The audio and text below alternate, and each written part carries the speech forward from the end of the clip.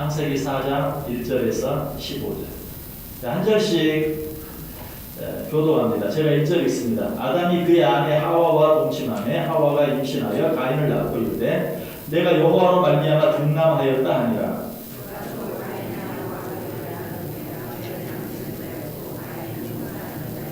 세월이 지난 후에 가인은 땅의 소산으로 제물을 삼아 여호와께 드렸고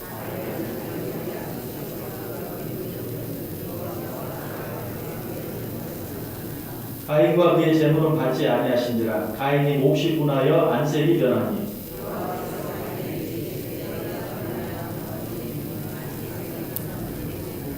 내가 선을 행하면 어찌 낯을 들지 못하겠느냐. 선을 행하지 아니하면 죄가 문에 엎드려 있느니라. 죄가 너를 원하나 너는 죄를 다스릴지니라.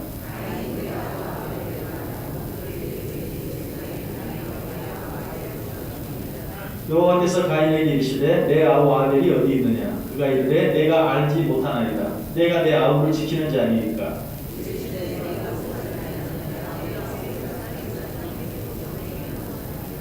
땅이 그 입을 벌려 내 손에서부터 내 아우의 피를 받았은즉 내가 땅에서 저주를 받으리니.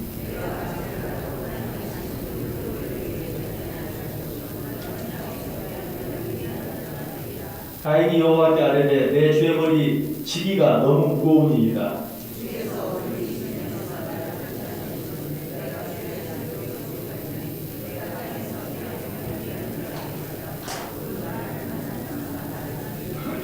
(15절) 같이 읽습니다. 여호와께서 그에게 이르시되 그렇지 아니하다. 가인을 죽이는 자는 벌을 7배나 받으리라 하시고 가인에게 표를 주사 그를 만나는 모든 사람에게서 죽임을 면하게 하시니라.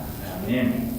자, 1번 문제 보겠습니다. 1번 문제 같이 한번 읽어봅니다. 가인이라는 이름의 뜻은 무엇입니까? 자, 창세기 4장 1절. 창세기 4장 1절 오늘 공부 읽었죠? 1절 다 같이 다시 읽습니다. 아담이 그의 아내 하와와 동침하며 하와가 임신하여 가인을 낳고 이르되 내가 여호와로 말미암아 등남하였다 하니라. 아멘. 자, 가인이라는 이름의 뜻이 무엇인가? 여기 등남하였다 라는 말인데 가인이라는 이름의 뜻 자체는 아들을 얻었다 라는 뜻이에요. 얻었다. 아들을 얻었다. 자, 두 번째 문제 보죠. 역시 같이 읽습니다. 시작. 가인이라는 이름을 통해서 당시 아담과 하와의 심정이 어떠했음을 알 수 있습니까? 자, 아들을 낳았어요. 그런데 그 아들의 이름을 내가 얻었다 이렇게 지었어요. 그 가인을 얻은 아담과 하와의 심정이 어떠했던 것 같아요? 어떠했던 것 같아요? 슬펐던 것 같아요? 네, 굉장히 기뻤던 것 같죠? 기뻤다는 걸 알 수 있죠. 내가 드디어 얻었다 이렇게 말하고 있잖아요. 굉장히 기뻐했음을 알 수 있어요. 자, 그런데 여기서 한번 생각해 볼 필요가 있어요. 아담과 하와가 가인을 낳게 된 것. 사실 이것은 하나님께서 아담과 하와가 죄를 지음으로 말미암아 죄의 징계로 해산의 수고를 통해서 가인을 낳은 거예요. 엄청난 고통을 통해서 가인을 낳은 것이. 수고와 고통. 이것은 하나님께서 가인에게는 수고예요. 아담에게는 수고예요. 징계. 하와에게는 고통, 해산의 고통에 그런 징계를 주셨죠. 그런데 그 징계 속에서 태어난 가인으로 인하여 엄청난 고통 가운데서 가인을 얻었지만 그러나 거기에는 다른 어떤 것과 비교할 수 없는 기쁨이 있었습니다. 여러분 여기에서 하나님께서 우리에게 주신 것들 그것이 설령 징계라 할지라도 그것이 설령 벌이라 할지라도 그것이 설령 시련이라 할지라도 하나님이 우리에게 주신 것 속에는 반드시 뭐가 있어요? 엄청난 기쁨이 있어요. 그래서 성경이 말해요. 하나님이 무엇을 우리에게 주시든지 간에 하나님이 지은 모든 것은 다 선하다. 그러므로 감사함으로 받기만 하면 버릴 것입니다. 징계도 감사함으로 받으면, 시련도 감사함으로 받으면, 환난도 감사함으로 받으면 버릴 것입니다. 심지어 여러분 육신의 질병이 내게 있다 할지라도 그것까지라도 감사함으로 받으면 버릴 것이 없다. 이 사실을 우리가 꼭 기억할 수 있어야 돼요. 자, 성경 한 번 더 찾아볼까요? 전도서 5장 한번 펴보세요. 전도서 5장 18절, 19절. 전도서 5장 18절, 19절.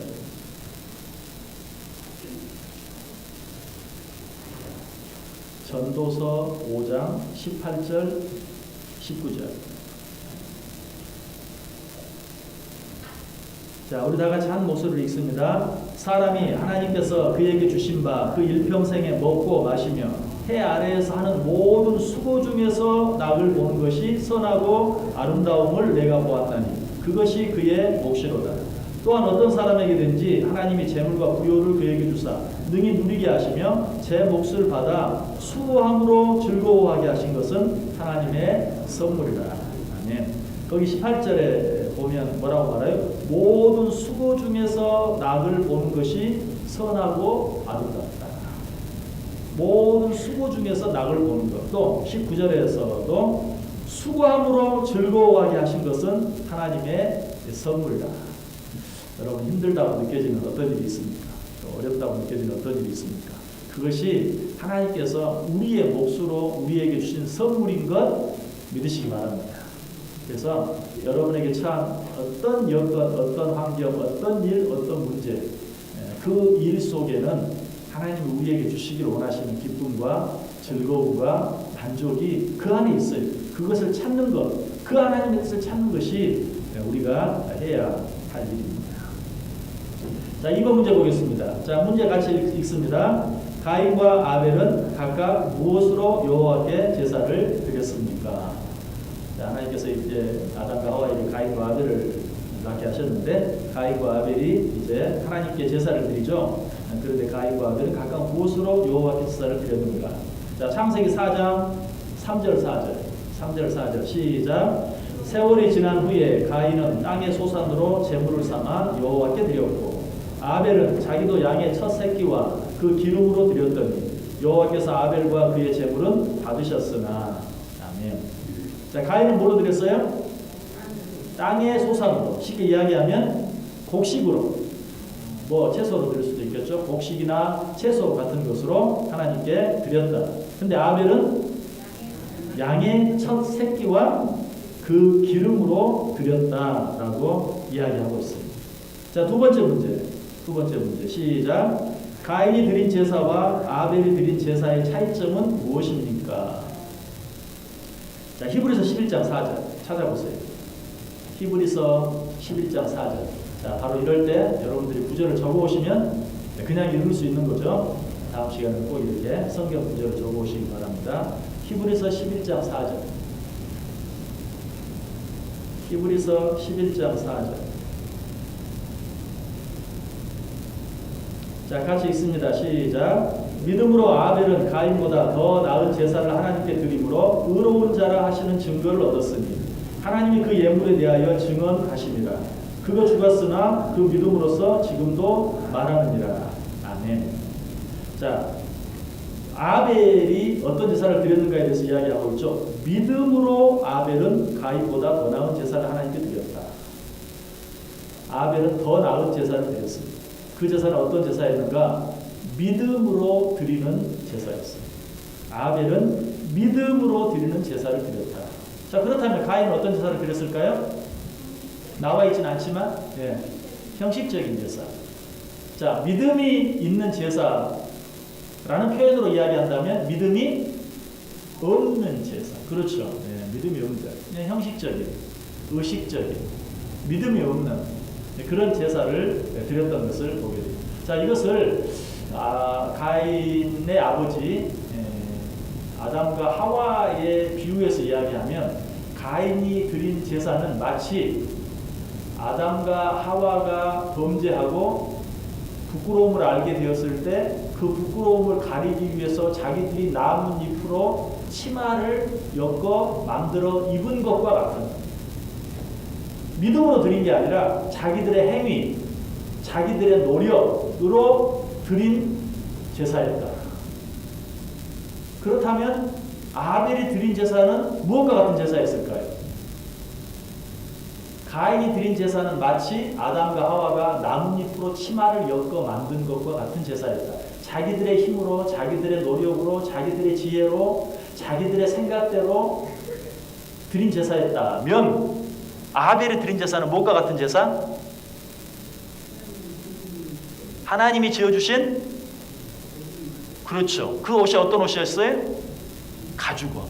짐승을 잡아 만들어준 가죽옷과 같은, 그러니까 자기들의 행위와 노력으로 지어 입은 옷이 아니라 하나님이 은혜로 지어주신 옷, 하나님이 지어주신 가죽옷을 입은 것과 같이 하나님의 은혜로 말미암아, 하나님의 은혜를 믿는 믿음으로 말미암아 드린 제사입니다 라고 이야기할 수 있어요.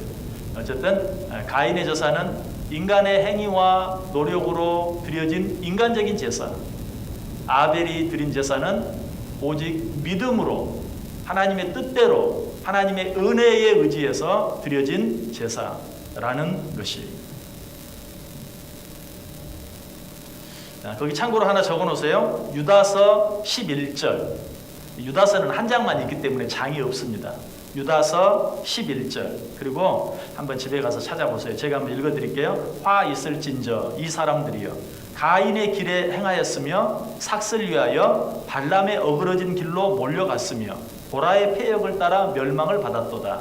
여기 보면 화 있을진저 이 사람들이여 가인의 길에 행하였으며, 여기서 가인의 길은 어떤 길인가? 방금 말씀드린 것처럼 가인은 인간의 행위, 자기 노력, 자기 지혜로 제사를 드린 것처럼 신앙생활을 하면서도 자기 힘, 자기 노력, 자기 지혜로만 신앙생활을 하려고 하는 이런 잘못된 신앙생활을 하는 자들을 너희들은 가인의 길로 행하는 자들이다 라고 성경이 그렇게 이야기하고 있어요. 어쨌든 이 아벨의 제사는 하나님이 아담과 하와에게 지어주신 가죽옷과 같은 것으로 오직 믿음으로 은혜에 근거한 제사였다. 여러분, 이 나뭇잎으로 치마를 엮어 입은 것과 그리고 짐승을 잡아 그 짐승의 가죽으로 옷을 지어 입은 것 사이에는 어떤 가장 중요한 차이가 있어요? 나뭇잎으로 치마를 해 입는 것에는 무엇이 없고 가죽옷으로 옷을 지어 입은 데는 무엇이 있고, 그 무엇이 무엇이죠? 무엇이죠? 피입니다. 네, 맞아요. 피. 나뭇잎으로 치마를 해 입은 데는 피가 없어요. 그러나 짐승을 잡아 그 짐승의 가죽으로 옷을 입은 데는 뭐가 있어요? 피 흘림이 있어요. 성경이 뭐라고 말하냐면 히브리서 9장 22절에 율법을 따라 거의 모든 물건이 피로써 정결하게 되나니 피 흘림이 없은즉 사함이 없느니라. 그러므로 가인이 드린 제사는 피 흘림이 없었으므로 그거는 죄 용서함이 없는, 죄 용서함이 있을 수 없는 제사였고, 아벨의 제사는 피 흘림이 있는, 양의 첫 새끼를 잡아 드리는 피 흘림이 있는 제사, 죄 사함이 있는, 죄 사함을 받을 수 있는 제사였다라는 것이. 자, 여기서 이제 여러분 질문을 한번 해볼 수 있어요. 어떻게 아벨은 피 흘리는, 성경에 보면 가인과 아벨에게 아담과 하와가 너희는 하나님께 제사를 드릴 때 피 흘리는 제사를 드려야 된다, 동물을 잡아 피 흘리는 제사를 드려야 그 제사를 하나님이 받으신다라고 가르쳐 준 적이 없는데 어떻게 아벨은 그걸 알고 드렸고, 또 가인이 그 사실을 몰라서 그냥, 가인은 농사 짓는 자였고 아벨은 양 치는 자였으니까 농사 짓는 자는 자기가 지은 농사 소산물로, 양 치는 자는 자기가 기른 양의 새끼로 제사를 드리는 것을 하나님이 어떻게 거기에 대해서 가인은 잘못했고 아벨은 잘했다라고 말할 수 있는가? 여기서 우리가 한 가지 유추해서 생각해 보아야 될 것은, 하나님께서 아담과 하와가 죄를 지었을 때 가죽옷을 지어 입혀줌으로 그들의 부끄러움을 가려주시면서 틀림없이 피 흘리는 제사에 대해서 가르쳐 주셨을 것이다. 그리고 아담과 하와는 하나님께서 가르쳐 주신 그 피 흘림의 제사를 가인과 아벨에게도 가르쳐 주었을 것이다. 자, 이것은 단순히 추측만이 아니, 피 피 흘리는 제사, 동물을 잡아 드리는 제사는 어디에서부터 나오는가? 레위기에서부터 나와요. 모세에게 하나님이 너희는 이렇게 제사를 드려라 라고 가르쳐 주죠. 근데 그 이전에는 어떻게 피 흘리는 제사를 하나님이 원하신다는 사실을 어떻게 알고 드렸겠는가? 방금 말씀드린 것처럼 하나님께서 아담과 하와에게 가죽옷을 지어 입혀주시면서 이것이 너의 부끄러움을 가려줄 것이다. 이것이 너의 죄를 사하여 줄 것이다. 무엇이? 피 흘림의 제사가. 그리고 아담과 하와는 그것을 가인과 아벨에 가르쳐 줬을 것이다. 자, 그것을 확인할 수 있는 내용이 있어요. 창세기 8장 20절에서 22절. 창세기 8장 20절에서 22절. 창세기 8장 20절에서 22절. 자, 우리 같이 한 목소리로 읽습니다. 노아가 여호와께 제단을 쌓고 모든 정결한 짐승과 모든 정결한 새 중에서 제물을 취하여 번제를 제단에 드렸더니 여호와께서 그 향기를 받으시고 그 중심에 이르시되 내가 다시는 사람으로 말미암아 땅을 저주하지 아니하리니 이는 사람의 마음이 계획하는 바가 어려서부터 악함이라. 내가 전에 행한 것 같이 모든 생물을 다시 멸하지 아니하리니 땅이 있을 동안에는 심음과 거둠과 추위와 더위와 여름과 겨울과 낮과 밤이 쉬지 아니하리라. 아멘. 자, 여기 보면 20절에서 노아가 하나님께 제사를 드리는데 정결한 짐승과 모든 정결한 새 중에서 제물을 취하여 번제로 제단에 드렸더니 여호와께서 그 향기를 받으시고 라고 말하고 있죠. 자, 이것은 분명히 하나님께서 모세에게 짐승으로 제사 드리는 제사법에 대해서 가르쳐 주시기 이전에 노아가 이미 제사를 드린 거예요. 그럼 노아는 어떻게 알았을까? 자, 로마서에 보면 어때요? 믿음은 들음에서 나며 들음은 말씀으로 말미암는다.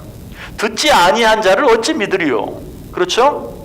듣지 아니한 것을 알 수가 없어요. 성경에 명확하게 하나님께서 아담과 하와에게 뭘 가르쳐 주셨는지, 아담과 하와가 가인과 아벨에게 뭘 가르쳐 주었는지, 또 그리고 노아는 어떻게 해서 이 제사법을 알게 되었는지 명확하게 나와 있지 않아요. 그러나 우리가 분명히 알 수 있는 것은 믿음은 들으면서 나는 것이고, 하나님이 아담과 하와에게 가죽옷을 지어 입혀주시면서 피 흘림의 제사를 말씀했고, 아담과 하와는 그 피 흘림의 제사를 가인과 아벨에게 가르쳤고, 그래서 아벨은 어때요? 가르쳐 준 대로 행했어요. 그러나 가인은 무슨 피가 있어야 꼭 죄사함을 받고 피가 없으면 죄사함을 못 받고 그런 게 어딨어. 나는 농사 짓는 사람이야. 내가 정성껏 내가 수고해서 얻은 제물로 드리면 하나님이 기뻐 받으시는 거지 라고 생각하고 자기 뜻대로 드린 거예요. 그래서 결론적으로 가인이 드린 제사는 믿음도 없고 순종도 없는, 그러니까 피 흘림이 있어야 죄 용서함이 있다, 피 흘림이 없은즉 죄사함도 없다라는 그 말씀에 대한 믿음도 없었고, 그리고 제사는 그렇게 드려야 된다라는 말씀에 순종도 하지 않았어요. 가인의 제사는 믿음과 순종이 없는 제사. 그러나 아벨의 제사는 피 흘림이 있어야 하나님이 받으시는 제사다라는 그 사실을 믿었고, 그리고 너희가 제사를 드릴 때는 반드시 짐승을 잡아 피 흘림으로 제사를 드리라 라는 말씀에 순종하는, 믿음과 순종이 있는 제사였다라는 것이. 그리고 또 한 가지 이 사실을 분명히 하나님께서 말씀해 주시고 가르쳐 주셨다라는 사실을 알 수 있는 내용이 잠언 3장 9절에 보면 내 재물과 내 소산물의 처음 익은 열매로 여호와를 공경하라. 자, 이것은 물론 잠언에 나온, 이제 창세기 입에 한참 뒤에 기록된 잠언에 나오는 이야기지만, 내 재물과 내 소산물의 처음 익은 열매로, 이것도 하나님께서 아담과 하와에게 가르쳐 주셨을 것이고 아담과 하와가 가인과 아벨에게 가르쳐 주었을 것이다. 그걸 어떻게 알 수 있는가? 오늘 본문에 보면 가인과 아벨의 제사에 대해서 얘기하면서 가인은 땅의 소산으로, 거기에 땅의 첫 소산이란 말이 있어요, 없어요? 없어요. 그러면 뒤에 아벨은 양의 새끼로 이렇게 말하면 되죠. 가인은 땅의 소산으로 드렸고 아벨은 양의 새끼로 드렸다 이렇게 말하면 되죠. 근데 거기에는 뭐가 들어 있어요? 첫이란 말이 들어 있어요. 가인은 그냥 땅의 소산으로 드렸지만 아벨은 양의 첫 새끼로 드렸다. 그러니까 하나님께서 이미 너희가 내게 드릴 때는 첫 소산 첫 새끼로 드리라라고 가르쳐 주었기 때문에 가인은 내가 그렇게 말했음에도 불구하고 그냥 땅의 수산으로 드렸고, 아벨은 내가 시킨 대로, 내가 가르쳐 준 대로 양의 첫 새끼로 드렸다라고 가르쳐 주지도 않고 그런 얘기를 하겠어요? 그래서 분명히 그것을 아벨은 첫 새끼로 드렸다는 사실을 강조하고 있는 것을 보게 돼요. 이것도 이미 가르쳐 주었고 그들이 알고 있었기 때문에 이 사실에 대해서 이야기하고 있는 것이에요. 자, 결국 이 모든 것들로 인해서 어때요? 아벨이 드린 제사를 하나님이 받으셨고 아벨은 하나님께 의롭다 여김을 받았어요. 요한 1서에 나와요. 요한 1서 3장 2절 적어놓으세요. 요한 1서 3장 2절 제가 읽어볼게요. 가인같이 하지 말라. 그는 악한 자에게 속하여 그 아우를 죽였으니 어떤 이유로 죽였느냐? 자기의 행위는 악하고 그의 아우의 행위는 의로움이라. 그러니까 여기서 지금 아벨의 행위, 그러니까 아벨이 양의 첫 새끼와 기름으로 드린 그 행위, 아벨이 피 흘림의 제사를 드린 것, 그리고 아벨이 양의 첫 새끼로 드린 것, 하나님의 말씀대로 하나님의 말씀을 믿고 하나님의 말씀에 순종함으로 드린 그 제사를 의롭게 여겨주셨다는 것이. 여러분 우리도 여러 가지 무엇이 그럴듯한가? 여러분 절대 신앙생활하면서 그런 거 생각하지 마세요. 지금 가인은 그렇게 생각했어요. 나는 농사 짓는 사람이고 아벨은 양 치는 사람이고, 그러니까 나는 농사 지은 수산물로 드리고 동생은 양 치니까 양으로 드리고 그러면 되지 않는가? 뭐가 그럴듯한, 그렇게 생각하지 마세요.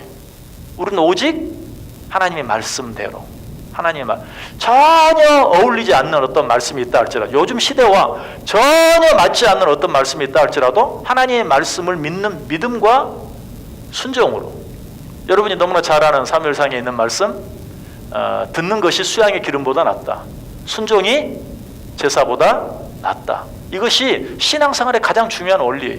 아벨은 그렇게 함으로 의롭다 여김을 받았어요. 자, 3번 문제 봅니다. 자, 문제 같이 읽습니다. 여호와 보시기에 의로웠던 아벨이 불의한 가인에게 죽임을 당한 인류의 첫 번째 살인 사건이 우리에게 주는 교훈은 무엇입니까? 자, 하나님이 아벨을 의롭게 보셨어요. 아벨의 제사를 기쁘게 받으시고, 아벨, 네가 의롭다, 네가 옳다, 가인은 잘못됐다. 그런데 누가 죽었어요? 아벨이 죽었어요. 누가 죽어야 되는데? 가인이 죽어야 되는데. 얼마나 불공평해. 자, 이 사실을 통해서 우리가 얻을 수 있는 교훈은 뭘까요? 죄로 말미암아 타락해버린 인간들이 사는 세상은 항상 이래요. 요즘만 그런 게 아니에요. 아담과 하와, 인류의 첫사람 아담과 하와가 낳은 가인과 아벨 때부터 이런 불공평함이 시작됐어요. 여러분 뭐 굳이 세상 살면서 하나님 도대체 하나님이 살아계시다면서 왜 이러십니까? 이렇게 할 필요가 없어요. 본성적으로 타락한 인간이 살아가는 세상은 이미 가인과 아벨 때부터 하나님이 아벨의 제사를 받으시고 아벨을 의롭다 여기셨는데 그 아벨이 의롭지 못하고 악한 가인에게 죽임을 당하는 거예요. 세상은 그래요. 전도서 5장 8절에 이런 말씀이 나옵니다. 너는 어느 지방에서든지 빈민을 학대하는 것과 정의가 공의를 짓밟는 것을 볼지라도 그것을 이상히 여기지 말라. 무슨 말이에요? 다 그런 거야, 이 말입니다. 이 세상은 다 그런 거야. 본성적으로 타락해버린 인간들이 사는 이 세상은 원래 그렇다. 여러분 요즘 뉴스 보면 막 신경질 나지 않습니까? 막 짜증이 나지 않나요? 도대체 세상이 어떻게 되는 것인가? 그런데 여러분 뭐 요즘 막 그냥 떠들썩하는 그런 문제들, 그런 문제가 이미 소돔과 고모라에 있었잖아요. 그렇죠? 새로운 건 하나도 없어요. 해 아래 좋은 것만 새로운 게 없는 게 아니고 해 아래 나쁜 것도 새로운 게 없어요. 다 이전에 있었던 것이 지금 있는 거예요. 그렇다고 뭐 될 대로 되라 이렇게 하라는 것이 아니고, 그런 것 때문에 정말 하나님이 살아계십니까? 하나님이 살아계신다면 왜 이러십니까? 라고 원망하거나 불평하거나 불신하지 말라는 거예요. 오히려 어때요? 겸손하게 하나님 앞에 엎드리는 것 외에 방법이 없다는 것이죠. 쌍은 처음부터 그래서 그게 바로 죄로 타락해버린 인간의 모습이고 이 쌍의 모습이 요한 1서 3장 12절과 13절도 가인같이 하지 말라. 그는 악한 자에게 속하여 그 아우를 죽였으니 어떤 이유로 죽였느냐? 자기의 행위는 악하고 그의 아우의 행위는 의로움이라. 형제들아 쌍이 너희를 미워하여도 이상히 여기지 말라. 여기 여러분 아마 형제들아 세상이 너희를 미워하여도 이상히 여기지 말라. 이 말 많이 들었죠? 근데 그 말 바로 앞에 무슨 말이 나오는가? 악한 가인이 의로운 아벨을 의롭다고 죽였다. 그러니 너희는 쌍에서 무슨 일이 있든지 이상히 여기지 말라. 다 그런 거다. 가인과 아벨 때부터 그랬다. 라고 우리에게 이야기하고 있어요. 한 가지 더 이 사실을 통해서 의로운 아벨이 불의한 가인에게 이 죽임을 당한 이 사건, 인류 최초의 살인사건이죠. 그게 무슨 몇 대가 생긴 게 아니고 아담과 하와 바로 첫 번째 아들인 가인과 아벨의 살인사건이 생겼고 그 살인사건은 형이 동생을 죽인 사건이었다. 예. 여러분 지금도 또 이런 일이 일어나면 세상에 어떻게 이럴 수가, 어떻게 형이 동생을, 어떻게 부모 앞에서 형이 동생을, 그렇죠? 그러나 이게 인류 최초에 일어난 일이었어요. 이미 가인과 아벨 때 일어난 일이었어요. 그리고 또 인류 최초로 일어난 이 죽음이 어떤 죽음이었는가? 부모 앞에서 자녀가 죽는 죽음이었고 형에게 동생이 죽임을 당하는 죽음이었어요. 요즘에도 이런 일이 일어나면 또 어때요? 정말 어떻게 나이 어린 사람이, 젊은 사람이 먼저. 그러나 이처럼 불공평한 일도 역시 인류 최초의 죽음이 그런 죽음이었다. 그러니까 순서적으로 어른이, 나이 많은 사람이 먼저 죽고 그리고 나이 적은 사람이 나중 더 오래 살다가 죽고. 아니, 인류 최초의 죽음이 아버지 앞에서 자식이 죽는 죽음이었고 형 앞에서 동생이 죽는 죽음이었고 형에게 동생이 죽임을 당하는 죽음이었고 얼마나 우리도 늘 말하죠. 올 때는 순서대로 와도 갈 때는 순서대로 가지 않는다. 이게 인류 최초의 죽음이 그것을 보여주고 있어요.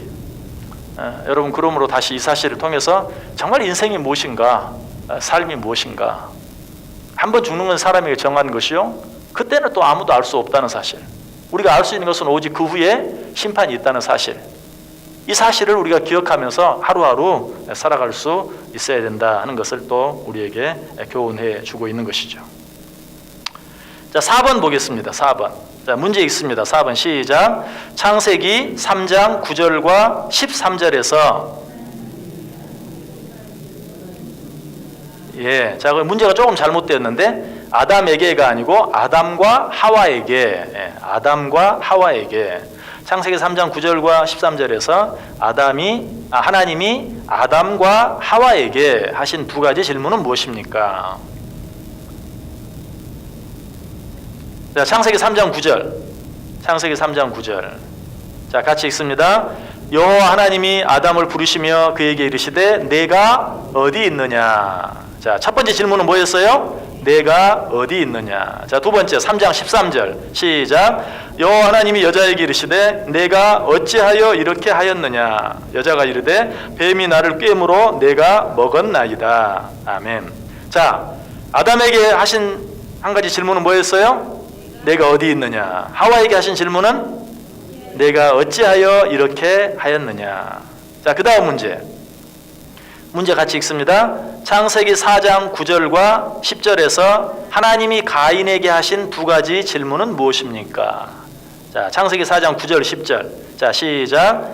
여호와께서 가인에게 이르시되 내 아우 아벨이 어디 있느냐. 그가 이르되 내가 알지 못하나이다. 내가 내 아우를 지키는 자니까. 이르시되 내가 무엇을 하였느냐. 내 아우의 핏소리가 땅에서부터 내게 호소하느니라. 자, 하나님이 가인에게 하신 두 가지 질문. 첫 번째 질문은 뭐예요? 누가? 내 아우 아벨이 어디 있느냐. 두 번째 질문은 내가 무엇을 하였느냐라는 것이죠. 자, 그렇다면 자, 두 번째 문제 시작. 아담과 하와에게 하신 질문과 가인에게 하신 질문의 차이점은 무엇입니까? 아담과 하와에게, 아담에게 내가 어디 있느냐, 그 다음에 하와에게 내가 어찌하여 이렇게 하였느냐라는 이 질문과 그 가인에게 한 질문, 내 아우와 아벨이 어디 있느냐, 내가 무엇을 하였느냐 하는 질문의 차이가 무엇인가?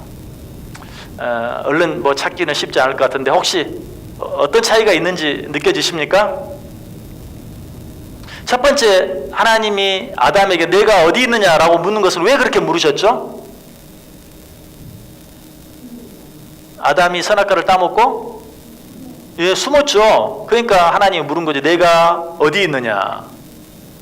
그리고 하와에게는 이제 아담이 하나님이 내게 주신 여자가 선악과를 따 먹으라고 해서 먹었더니 발가벗은 게 보여서 부끄러워서 숨었나이다. 그러니까 이제 하나님이 하와에게 네가 어찌하여 이렇게 하였느냐라고 묻는 것이죠. 이 하나님이 아담과 하와에게 하신 질문은 하나님과의 관계에 대해서 묻고 있는 거예요. 내가 너에게 먹지 말라고 했는데 왜 먹어서 네 눈이 밝아져서 부끄러움을 보게 되고 숨어 있느냐? 그죠? 내가 어디 있느냐? 왜 내가 하지 말라고 한 일을 해서 네가 지금 숨어 있느냐라는 것이고, 하와에게도 마찬가지. 내가 어찌하여 그렇게 했느냐? 내가 절대 그것을 정령 먹지 말라고 했는데, 먹으면 정령 죽으리라고 했는데 왜 그렇게 했느냐? 어찌하여 그렇게 했느냐? 지금 하나님과의 관계에 대해서 묻고 있어요. 그런데 가인과 아벨에 대해서는 지금 뭘 묻고 있습니까? 내 아우 아벨이 어디 있느냐? 이거는 인간적인 관계. 네 동생 어디 있어? 네 동생 어떻게 했어? 라는 그 질문으로 사람과 사람 사이의 관계에 대한 질문이. 그리고 그 두 번째 질문도 내가 무엇을 했느냐? 네가 네 동생 아벨에게 뭘 했느냐?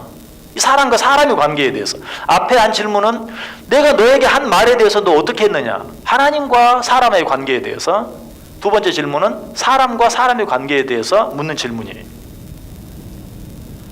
여러분 이 질문들을 생각하면서 내가 어디 있느냐? 내가 무엇을 하였느냐? 는 하나님과 우리 사이의 관계에 대해서 내가 지금 하나님이 원하시는 곳에 있는가? 하나님이 원하지 않는 곳에 있는가? 하나님이 원하는 일을 하고 있는가? 하나님이 원치 않는 일을 하고 있는가? 하는 것을 늘 어때요? 우리에게 스스로 물어야 돼요. 그리고 또 다른 부분은 어때요? 사람과 사람. 하나님께서 내게 맡겨준 사람들에 대해서 내가 어떻게 하고 있는가? 내가 하나님께서 내게 붙여준 사람들에게 무엇을 하고 있는가? 여러분 이 네 가지 질문은 타락함, 그래서 본성적으로 타락해버린 우리들이 늘 우리 스스로에게 물어야 될 질문이에요. 지금 하나님과 나와의 관계가 제대로 되어 있는가? 내가 하나님 앞에서 있어야 할 자리에 있는가? 내가 하나님 앞에서 해야 할 일을 하고 있는가? 사람과 사람 관계 사이에서 내가 마땅히 해야 할 일을 하고 있는가?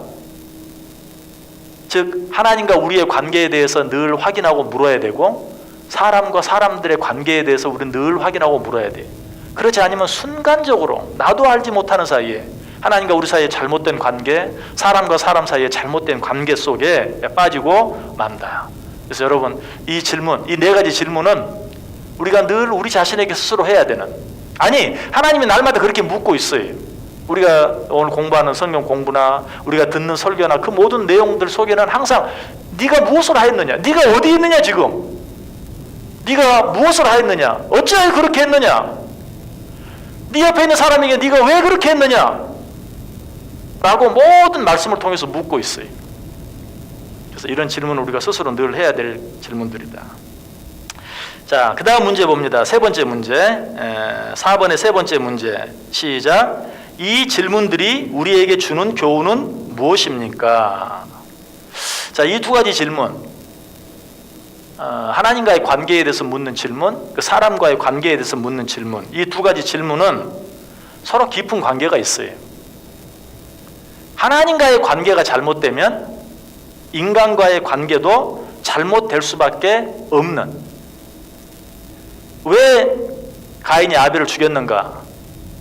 근본적으로 하나님의 말씀에 대한 믿음이 없었고 하나님의 말씀에 대한 순종이 없었기 때문에 가인은 아벨을 가인과 아벨의 관계가 무너질 수밖에 없었어요.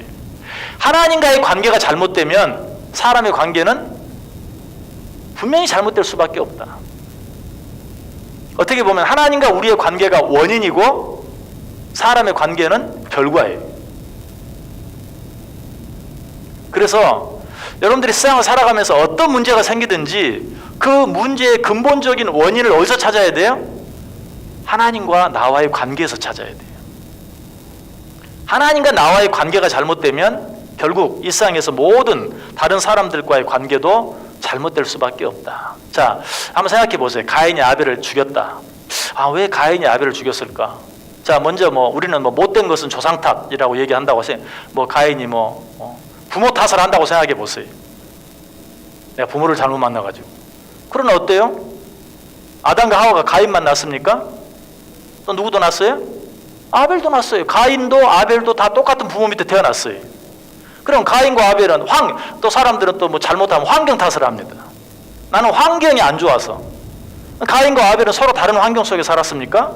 아니요. 똑같은 시대에 똑같은 환경 속에 살았어요. 똑같은 가정에서. 환경도 문제가 되지 않아요. 신앙? 가인과 아벨도 사실 똑같이 하나님을 믿는, 지금 하나님 앞에 똑같이 제사를 드리고 있잖아요. 그 똑같은 신앙, 요즘 말로 하면 어떤 종교, 같은 종교를 갖고 있는 그런 사람이었어요. 그러나 근본적인 문제는 뭐예요? 가인은 믿음과 순종이 없는 하나님과의 관계에 문제가 있었어요.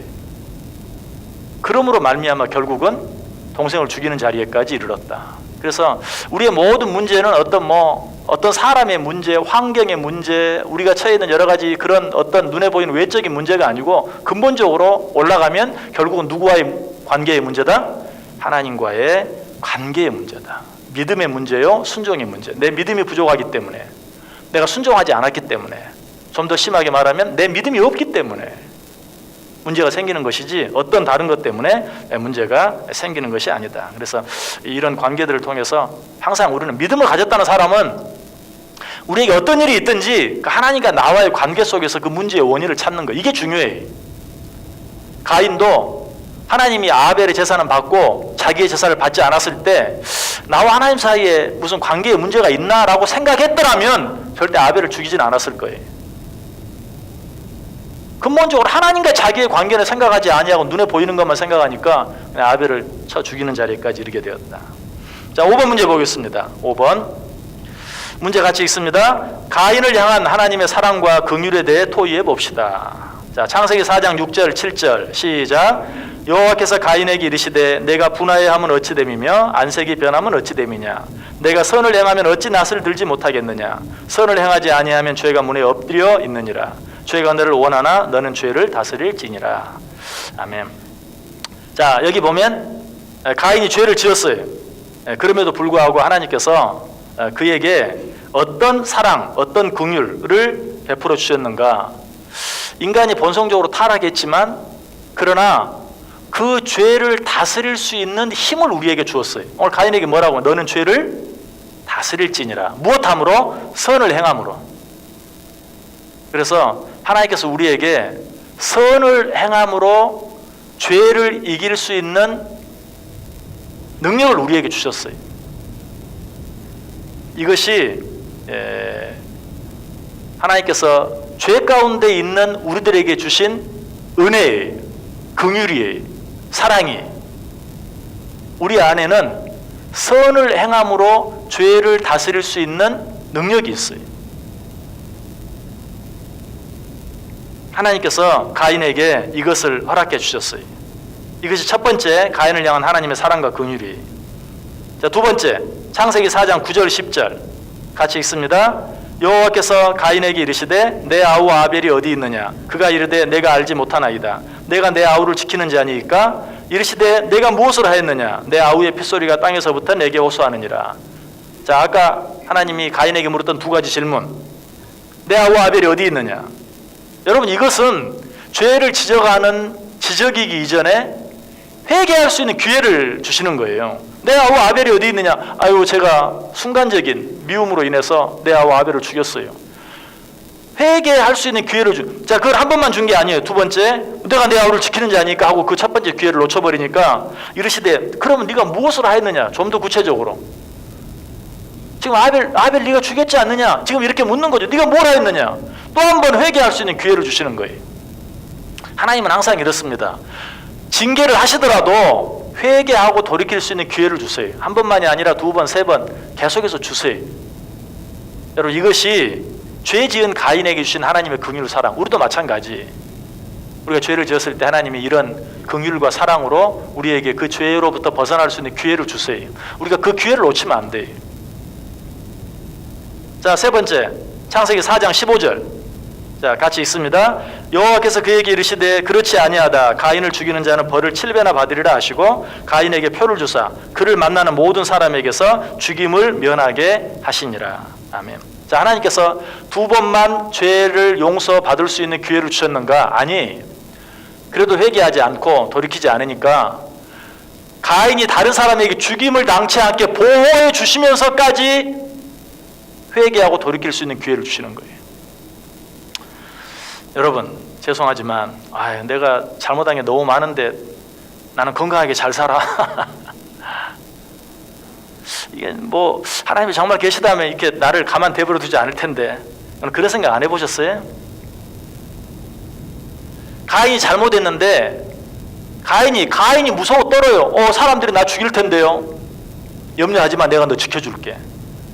죄를 지은 가인의 생명을 하나님이 보호해 주시면서까지 회개하고 돌이키고 돌아올 수 있게 하시는 분이 하나님이세요. 여러분 내가 편안하고 안전하게 산다고 해서 그냥 뭐 내가 괜찮게 사나봐 이렇게 생각하면 안 돼요. 하나님이 정말 당신의 사랑하는 자에게 끝까지 회개하고 돌이킬 수 있는 기회, 시간을 주세요. 이것이 하나님께서 가인에게 주신 그런 긍휼과 사랑의 모습이다. 자, 여섯 번째 문제 보겠습니다. 자, 여섯 번째 문제 같이 읽습니다. 가인이 죄를 짓게 된 근본적인 이유를 하나는 하나님과의 관계에서, 다른 하나는 인간과의 관계에서 찾아봅시다. 이건 아까 생각했던 문제인데요. 가인이 죄를 짓게 된 이유, 하나님과의 관계에서는 뭐가 잘못됐기 때문에? 아까 다 말씀드렸어요. 뭐가 없어서? 믿음이 없어서. 뭐 하지 않아서? 순종하지 않아서. 여러분 하나님과의 관계 속에서 우리가 짓는 모든 죄의 근본적인 문제, 하나님과의 관계 속에 뭐가 잘못되어 있길래? 믿음이 없어서, 믿지 못해서, 순종하지 않아서. 이 두 가지. 가인이 죄를 왜 지었는가? 믿음과 순종이 없어서. 아까 말씀드렸죠? 하나님은 분명히 피해 제사를 가르쳤어요. 그러니까 노아도 피해 제사를 드렸고 다 한 거예요. 그런데 믿지 못했어요. 그리고 순종하지 않았어요. 자, 그렇다면 인간적인 관계에서는 가인이 왜 죄를 지었는가? 왜 아벨을 죽였는가? 인간적인 관계에서는 뭐 때문에? 뭐 때문인 것 같아요? 뭐 때문에? 안 들려요. 뭐가 맞는 것 같은데? 시기, 질투. 자, 창세기 4장 4절 5절 아까 읽었죠? 아벨은 자기도 양의 첫 새끼와 그 기름으로 드렸더니 여호와께서 아벨과 그의 제물은 받으셨으나 가인과 그의 제물은 받지 아니하신지라. 가인이 몹시 분하여 안색이 변하니. 또 요한일서 3장 12절에 가인같이 하지 말라. 그는 악한 자에게 속하여 그 아우를 죽였으니 어떤 이유로 죽였느냐? 자기의 행위는 악하고 그의 아우의 행위는 의로움이라. 시기죠 이게. 시기하는 마음. 옳은가 그른가 상관없어요. 그냥 남이 잘 되니까 배 아프고 그것 때문에 시기하고 질투하는 마음. 이게 우리가 죄 짓는 이유예요. 하나님과의 관계에서는 믿음 없음과 순종하지 않음, 사람과의 관계 속에서는 시기하는 마음, 질투하는 마음. 이것 때문에 우리가 죄를 짓게 된다라는 것이에요.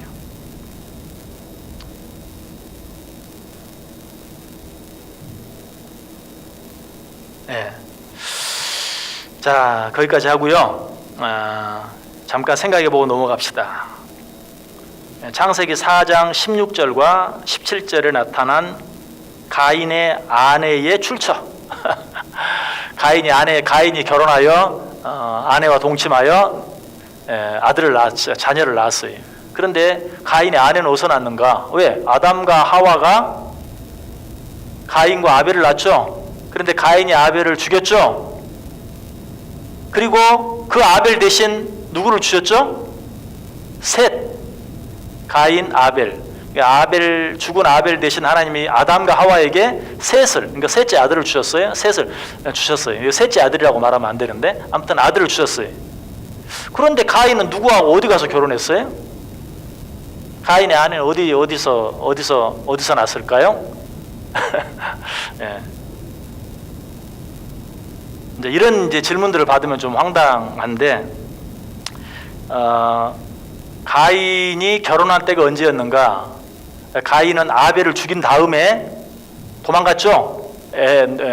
롯 땅으로 도망갔어요. 그래서 거기에서 에녹성을 짓고 거기서 이제 아내를 만나서 결혼하고 거기에서 자녀를 낳고 그때 에녹성을 쌓았어요.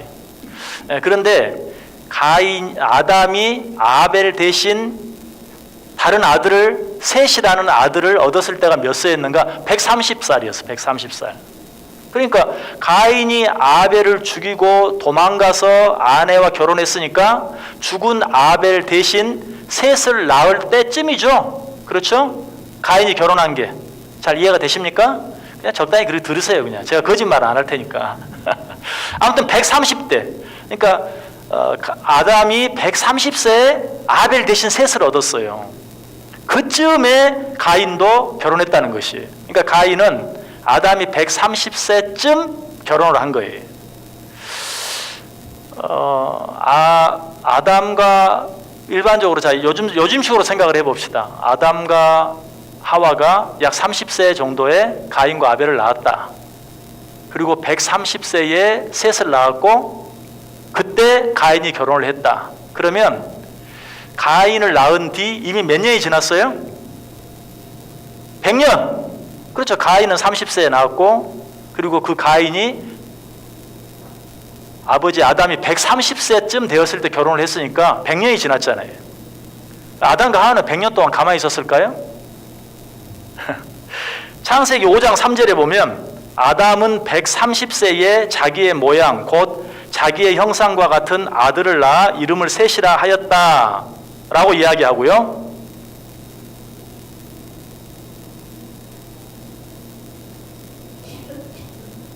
그 뒤에 창세기 5장 4절에 아담은 셋을 낳은 후 800년을 지내며 자녀들을 낳았다. 그랬더니 800년을 지내며 자녀를 낳았다. 그러니까 아담을 낳은 후에 30에 아달을 몇 살에 가인을 낳았는지는 잘 모릅니다. 근데 그냥 가정을 하는 거예요. 30에 그보다 일찍부터 낳았겠죠. 30에 낳았고 130에 가인이 결혼을 했다. 100년 동안 자녀를 낳으면 몇이나 낳을까요? 제가 계산을 했어요. 할 일이 없어가지고 2년에 한 사람씩 낳았다고 가정을 하니까 2년에 한 사람씩 낳았다고 가정을 하면 몇 사람이죠? 50명이죠. 어휴, 수학을 잘하시네. 근데 자, 그 낳은 사람들이 또 30 이후에 또 자녀를 낳았다라고 계산을 그렇게 해봤어요. 그랬더니 아담이 100세 때 인구가 약 2213명. 아담이 100세 되었을 때 인구가 약 2213명. 130세 되었을 때는 16,309명. 여러분 수가 늘어나는 것은 아주 기하급수적입니다. 여러분이 뭐 내가 거짓말 하다 가서 다시 한번 계산을 해보시든지 100세 때 인구는 2213명. 130세 때는 16,309명. 그러니까 가인이 결혼할 때쯤은 아담의 후손이 16,309명이었어요. 16,309명. 그런데 그 당시는 한 동네에 100명 이상 못 살아요. 여러분 어렸을 때만 해도 100명 이상 되는 부락이 많이 있었나요? 100명이면 큰 부락이죠. 그렇죠? 왜? 반드시 사람이 살려면 우물이 있어야 돼요. 그리고 먹을 양식이 있어야 돼요. 키우는 동물을 먹을 풀이 있어야 돼요. 그렇기 때문에 절대로 100명 이상이 한 군데 모여 사는 게 어려워요. 그런 때였어요. 그러면 16,000명이 100명씩 모여 산다고 생각하면 마을이 몇 개나 되죠? 수학 잘 못하시네. 160개 정도는 되겠죠. 그죠? 160마을. 그러니까 가인이 결혼할 때쯤이면 16,000명 이상이 160개 정도의 마을을 구성하고 살았을 것이다. 그럼 그 마을들이 뭐 여기저기 다 가까웠을 것인가? 아니에요. 우물을 찾아가야 돼요. 우물이 있어야 돼. 옛날에도 마을이 어때요? 마을이 우물 2개 있는 마을 여러분 많았었나요? 옛날 동네 가면 우물 하나 있어요. 거의 다 그냥 우물 하나 있으면 거기 동네 하나 생기는 거예요. 우리 어렸을 때만 해도 그렇단 말이에요. 근데 아담과 하와 때는 오죽했겠어요? 그러니까 우물이 없으면 막 멀리 흩어져 살아야죠. 그러니까 여기저기 160개 마을이 우리가 상식적으로 생각했을 때 흩어져 있어요. 그러니까 가인이 이제 난 죽었다. 이제 나 사람들이 나를 보면 죽일 것이다. 그래 막 여기저기 떠돌다가 어느 마을 그 160개 마을 가운데 한 마을에 가서 결혼해서 아이를 낳고 그리고 거기에 누가 와서 자기를 죽일까 봐 애녹성을 쌓고 다른 사람들이 죽임을 당치 않으려고 살았다. 말이 돼요, 안 돼요? 말이 되는 거예요. 자, 그러면 이제 한 가지만 더 질문. 그러면 결국은 뭐 다 아담의 후손들인데 다 그 식구가 그 식구고 그 식구가 그 식구라도 모르고 사는 거예요. 옛날에 뭐 여러분이 옆 동네 사람 다 알았어요? 한 동네 사람 넘어가도 모르는 사람들 많아요. 아담이 몇 살 살았어요? 934에 죽었어요. 130에 셋을 낳고 800년 동안 자녀를 낳으며 살았다. 그러니까 뭐 이제 그때까지 가진 않았지만 130년 동안 지나고 나면서 160개 이상의 마을로 흩어져 살면서 누가 누구고 족하고 뭐고 팔촌이고 몰라요. 그러면 가족끼리 결혼하는 문제는 어떻게 되는가? 근친혼이 금지된 것은 레위기에서부터예요. 처음에는 그것이 죄가 아니었어요. 당연히 근친혼이 이루어져야지 어떻게 되겠어요. 그리고 근친혼이 레위기에 와서 금지가 되는데 근친혼이 금지되는 과학적인 이유는 뭡니까? 이 가까운 혈통끼리 자꾸 결혼을 하게 되면 유전적으로 큰 문제가 생겨요. 그래서 그런 문제가 생길 즈음에 근친혼이 레위기에서 금지가 돼요. 이것도 너무나 놀라운 과학적인 사실이에요. 요즘에서 우리는 알았는데 하나님께서는 이미 처음에는 다 그 한 가족 안에서 번성했지만 그러나 필요한 때 적당한 때 근친혼이 금지가 되었어요. 자, 이런 사실을 통해서 이제 성경을 보다 보면 가인이 어디서 아내? 우리 성경에 나오는 것은 가인, 아벨, 셋밖에 없는데 가인이 어디서 아들을 얻어서 했을까? 우리 생각해 보면 거기에는 명확한 그런 숫자적인 그런 증거들이 나올 수 있다. 예, 이 정도 하겠습니다. 자, 혹시 꼭 물어보고 싶은 질문이 있습니까? 한 사람만.